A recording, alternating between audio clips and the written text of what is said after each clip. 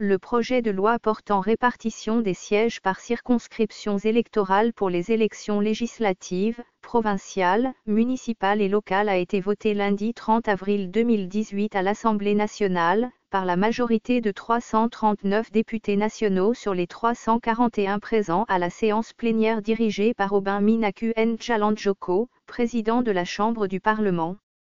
Ce projet de loi a été soumis à la Commission politique, administrative et juridique, PAJ, pour un toilettage par rapport aux préoccupations des élus du peuple, soulevées lors de la plénière consacrée à son adoption.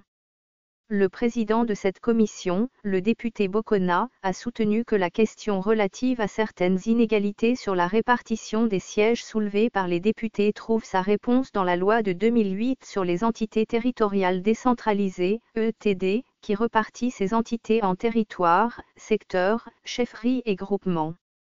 Il a fait savoir que le travail de la PAJ a été spécialement supervisé par le président Minaku, compte tenu de la délicatesse de ce texte qui est une annexe à la loi électorale promulguée par le chef de l'État Joseph Kabila Kabange, afin de permettre à la CENI d'avoir un support juridique pour la tenue des scrutins en décembre prochain. La commission avait invité, à cet effet, le président de la centrale électorale pour éclairer la lanterne des élus du peuple. Elle a, en outre, levé des options sur la répartition des sièges et la détermination des circonscriptions électorales pour les législatives, les provinciales, les municipales et les locales, corrigeant ainsi des erreurs matérielles pointées par les députés. L'Assemblée nationale a voté également 2 propositions de loi portant sur la normalisation et la métrologie en République démocratique du Congo, après examen et adoption du rapport de la commission mixte paritaire Assemblée nationale-Sénat. Les 2 propositions de loi ont fait l'objet d'une commission mixte paritaire Assemblée nationale-Sénat pour relever les divergences de vues et aplanir le désaccord qui ont persisté entre les 2 chambres du Parlement et dont le rapport a été adopté au cours de ladite plénière. Ces propositions de loi ayant déjà été votées à l'Assemblée nationale, et vu la persistance du désaccord, la Chambre basse, se référant à la loi suprême de la République relative à la contradiction entre les 2 chambres, va transmettre les textes de loi au président de la République pour leur promulgation. Une cellule pour faire des propositions au gouvernement.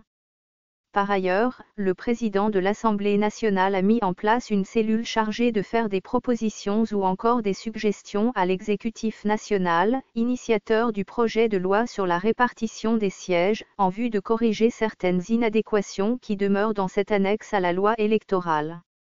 Le deuxième vice-président de la Chambre basse, Rémi Massamba, et le député national Castro Bamboka ont été désignés pour superviser le travail de cette cellule qui disposera de 48 heures pour rendre son rapport au bureau.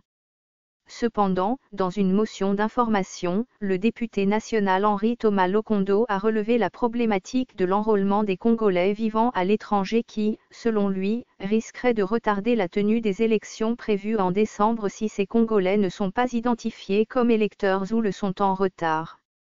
Pour lui, la CENI doit faire diligence pour lancer cette opération inscrite dans son calendrier électoral. Le président Aubin Minaku, qui a reconnu la pertinence de cette question, a promis de consulter la centrale électorale en vue de faire la lumière sur cette question et au besoin, trouver de solutions idoines. Ce fichier audio a été créé par Panopre Basic, vous pouvez le télécharger sur www.panopreter.com.